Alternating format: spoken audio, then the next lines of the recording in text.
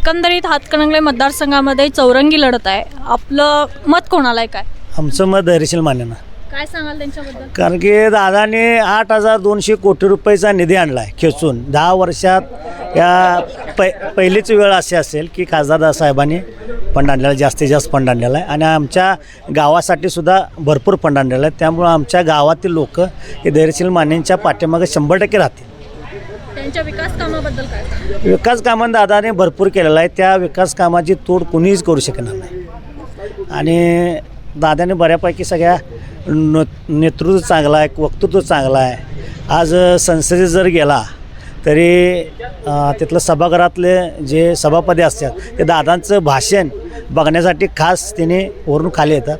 अशा पद्धतीचं दादाचं नेतृत्व असल्यामुळं हातकणंगले तालुका किंवा शिरोळ, शाहवाडी, वाळवा, इस्लामपूर या भागातून दादांनी लीड ज्यादा येईल.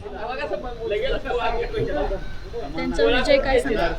म्हणजे दादांचा काय गुलाल लागलेला आहे. लीड 1,00,000-1.5 लाखाच्या पुढे जाईल. विजय होणार? 100% विजय होणार दादांचा, त्यात काय वाद नाही.